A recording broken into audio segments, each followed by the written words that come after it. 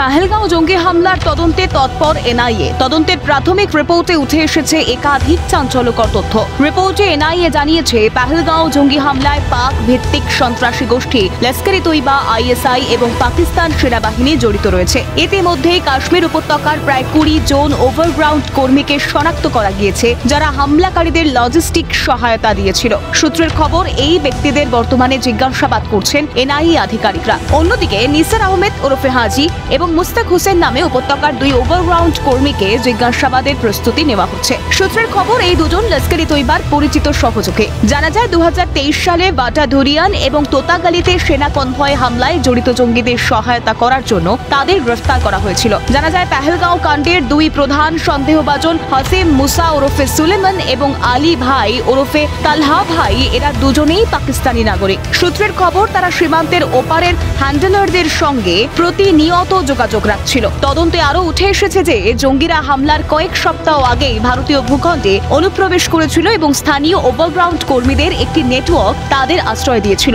সূত্র বলছে, জঙ্গিরা হামলার 1 সপ্তাহ আগে পাহেলগাঁওয়ে পৌঁছয়। সেখানে তারা বৈসরেন উপত্যকা, আরু উপত্যকা, বেতাব উপত্যকা এবং স্থানীয় একটি বিনোদন পার্কে রেকি করে। নিরাপত্তা ব্যবস্থা ঢিলেঢালা থাকার জন্য শেষ পর্যন্ত বৈসরেন উপত্যকাকেই বেছে নেয় জঙ্গিরা। সূত্রের খবর, এনআইএ ঘটনাস্থল থেকে 40টিরও বেশি কার্তুজ উদ্ধার করেছে। ইতিমধ্যেই সেগুলিকে ব্যালিস্টিক এবং রাসায়নিক বিশ্লেষণের জন্য পাঠানো হয়েছে বলে সূত্রের খবর। পাশাপাশি তদন্তকারীরা এলাকার 3D ম্যাপিংও করেছেন এবং আশপাশের মোবাইল টাওয়ার থেকে টাওয়ার ডাম্প ডেটাও বের করেছেন তারা। সূত্রের খবর, হামলার আগের দিনগুলিতে এই অঞ্চলে স্যাটেলাইট ফোনের কার্যকলাপ আচমকাই বৃদ্ধি পেয়েছিল বলে জানতে পেরেছেন তদন্তকারীরা। হামলার এই ঘটনায় এখনো পর্যন্ত 2800 জনেরও বেশি ব্যক্তিকে জিজ্ঞাসাবাদ করা হয়েছে। পাশাপাশি 150 জনেরও বেশি ব্যক্তিকে হেফাজতে নেওয়া হয়েছে। এদের মধ্যে সন্দেহভাজন OGW, জামাতে ইসলামের মতো নিষিদ্ধ গোষ্ঠী এবং হুরিয়ত কনফারেন্সের বিভিন্ন গোষ্ঠীর সঙ্গে যুক্ত ব্যক্তিরা। এছাড়া খচ্চর চালকদের একাংশকেও সন্দেহের তালিকায় রাখছে এনআইএ।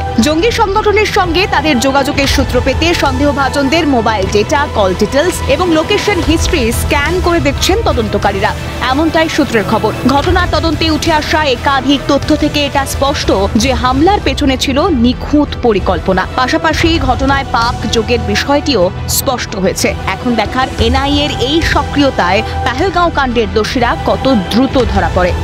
ক্যালকাটা নিউজ।